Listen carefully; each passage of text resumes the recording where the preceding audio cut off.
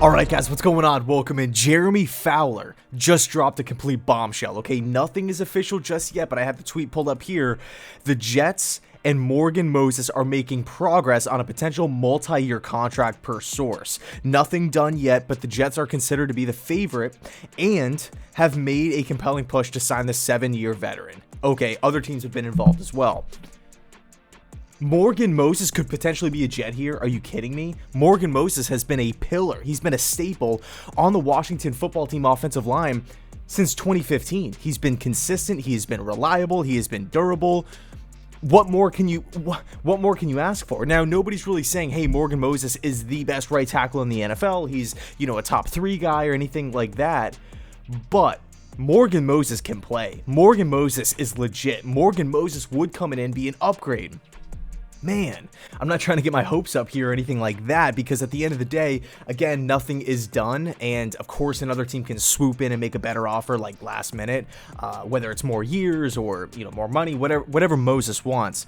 But if the Jets, who according to Fowler are the front runners and are already discussing a multi-year contract, if this team can land Morgan Moses, it would be a tremendous boost for this offensive line. Now, the question turns to George Fant. What's happening there? He signed a 3-year, $27 million contract a couple years ago. I believe, if my memory serves me correctly, that was Joe Douglas's first free agent signing as general manager of the Jets. So it was kind of interesting because it was a pretty big contract for a swing tackle in Seattle. But hey, he comes over, starts at right tackle, and does a pretty good job. Not an elite job, not an incredible job, but a decent job, right? He was solid out there. He wasn't a liability. He wasn't getting beat every single play, where it was pretty much, he wasn't a turnstile out there. It's pretty much what I'm saying.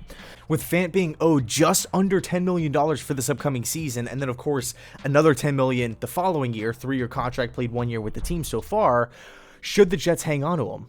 Should the Jets part ways with him? If we cut him, I think it would be anywhere from like a $4 to $5 million cap saving number. So it's interesting. A part of me would want to keep Fant around. It's tough, though. It's tough because another big question mark, Mekhi Becton. What's really happening there? If, let's just say, hypothetically, worst case scenario, Mekhi Becton gets hurt again. He's not healthy by the time the season's ready, or maybe midway through the season, he gets hurt, the plantar fasciitis strikes again, whatever the case may be, Mekhi Becton isn't good to go. George Fant can play left tackle. He can. It wouldn't be the worst thing in the world. Okay, so a part of me wants to sign Moses and keep George Fant as that insurance policy swing tackle.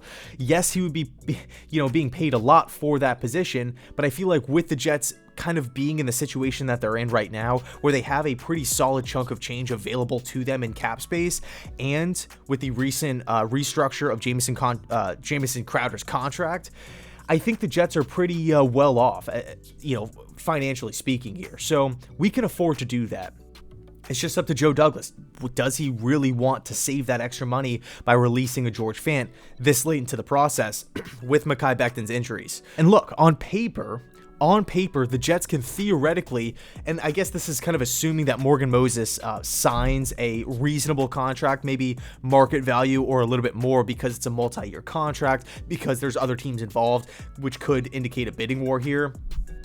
If the Jets sign Morgan Moses to a realistic contract, they can financially, on paper, afford to keep Moses, George Fant, and still have enough money left over to go out and sign a Steven Nelson, a Richard Sherman, a KJ Wright, whoever it may be. If the Jets want to, dabble in the free agent market once again, add a veteran guy, whoever they have their eyes on, right? But a relatively big name.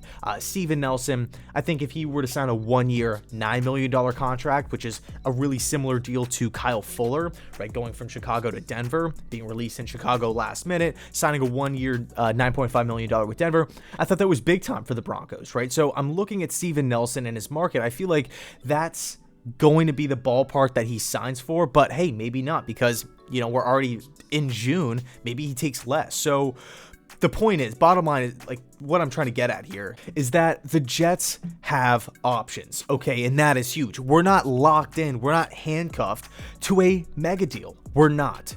Zach Wilson isn't on a 4-year, $100 million contract. He's not on a Aaron Rodgers deal, a Russell Wilson deal, a Mahomes deal. He isn't. He's on a rookie contract.